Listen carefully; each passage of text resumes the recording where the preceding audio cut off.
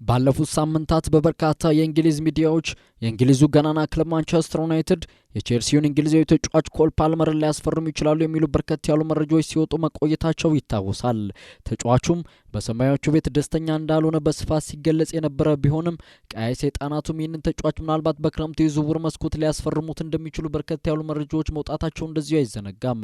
አሁን ላይ የወጡ ባሉ መረጃዎች መሰረት ማንቸስተር ዩናይትዶች በመጪው ክረምት እንግሊዛዊውን ተጫዋች ኮል ፓልመርን እንደማያስፈርሙና የተጫዋቹ ዋጋ ውድ መሆኑም ለዚህ ምክንያት መሆኑን ሚረር ፉትቦል ይዞት የወጣው መረጃ ያመላክታል። ተጫዋቹ አሁን ላይ በቼልሲ ቤት ደስተኛ ለመሆኑ በስፋት እየተነገረ የሚገኝ ሲሆን ምናልባት ወደ ማንቸስተር ዩናይትድ ሊያመራ ይችላል የሚሉ በርከት ያሉ መረጃዎች መውጣታቸውም ይታወሳል። የጣሊያኑ ክለብ ኤሲ ሚላን የቶተንሃም ሆትስፐሩን ተከላካይ ራዱ ድራጉሲንን ለማስፈረም ለረጅም ጊዜ እየተነጋገሩ መሆኑ ተገልጿል።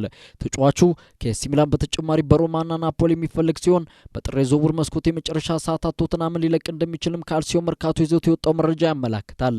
በተለይም ተጫዋቹ በሰሜን ለንደኑ ክለብ ቶተንሃም ሆትስፐር በአሰልጣኝ ቶማስ ፍራንክ ስር በቂ የጨዋታ እድል አለማግኘቱን ተከትሎ ስፐርስን ሊለቅ የሚችልበት እድል ሰፊ እንደሆነም ተዘግቧል። የስፔኑ ክለብ አትሌቲኮ ማድሪድ በዚህ ጥር የዝውውር መስኮት የባየር ሙኒኩን ተጫዋች ሊዮን ጎሬትስካን ለማስፈረም ፍላጎት ያላቸው ቢሆንምና ክለቡ ባየር ሙኒክም ለዝውውሩ ፈቃደኛ እንደሆኑ ቢነገሩም ተጫዋቹ ጎሬትስካ ግን ቀሪውን የውድድር ዘመን በባየር ሙኒክ ማሳለፍ እንደሚፈልግና በክረምቱ የዝውውር መስኮት አዲስ ክለብ መቀላቀል እንደሚፈልግ ፍሎሪያን ፕሌተንበርግ ይዞት የወጣው መረጃ ያመላክታል። ጎሬትስካ በባቫሪያኑ ቤት ባለፉት ዓመታት ድንቅ ጊዜን ማሳለፍ የቻለ ሲሆን የዲያጎ ሲሞኒ ቡድን በቀሪዎቹ የጥር የዝውውር መስኮት ሰዓታት ይህንን ተጫዋች ግላቸው ለማድረግ ፍላጎት ቢኖራቸውም ተጫዋቹ ግን በቀጣዩ ጊዜያቶች በባየር ሙኒክ ጊዜውን ማሳለፍ እንደሚፈልግ ፍሎሪያን ፕሌተንበርግ ይዞት የወጣው መረጃ ያመላክታል። የሰሜን ለንደኑ ክለብ ቶተንሃም በቅርቡ ከምዕራብ ለንደኑ ክለብ ቼልሲ ጋር በስምምነት የተለያየውንና ነጻ ወኪል የሆነውን ራሂም ስተርሊንግን ለማስፈረም እያሰቡ መሆኑ በስፋት እየተገለጸ ይገኛል። ተጫዋቹ ባለፈው የውድድር ዓመት በውሰት በአርሰናል ቤት ቆይታን ካደረገ በኋላ ወደ እናት ክለቡ ቼልሲ ተመልሶ ከስብስቡ ውጪ ሆኖ መቆየቱ የሚታወስ ሲሆን በዚህ ሰዓትም ምናልባት ቶተንሃም ሆትስፐር ይህንን ተጫዋች ሊያስፈርም እንደሚችልም እየተነገረ ይገኛል። ፈረንሳዊ 27 ዓመት የቼልሲ ተከላካይ አክሰል ዲሳሲ የዝውውር መስኮቱ ሳይዘጋ በፊት ሌላኛውን የለንደን ክለብ ዌስትሃም ዩናይትድን በውሰት ለመቀላቀል ከጫፍ መድረሱን ተአማኒው ዘጋቢ ፋብሪዚዮ ሮማኖ አመላክቷል።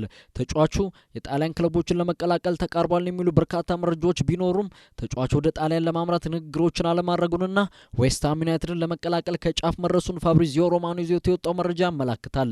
በተለይም ተጫዋቹ በሰማያዊዎቹ ቤት በቂ የጨዋታ ጊዜን አለማግኘቱን ተከትሎ በውሰት ወደ ሙዳሻዎቹ ለማምራት ከፍተኛ ፍላጎት እንዳለው ተነግሯል።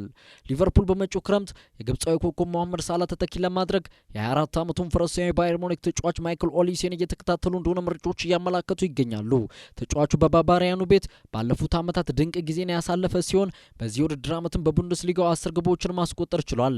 ታዲያ ቀዮቹም ኦሊሴን የመሐመድ ሳላ ትክክለኛ ተተኪ አድርገው የሚመለከቱት ሲሆን በመጪው ክረምትም ይህንን ተጫዋች የግላቸው ለማድረግ እንደሚሞክሩ በርከት ያሉ መረጃዎች እያመላከቱ ይገኛሉ።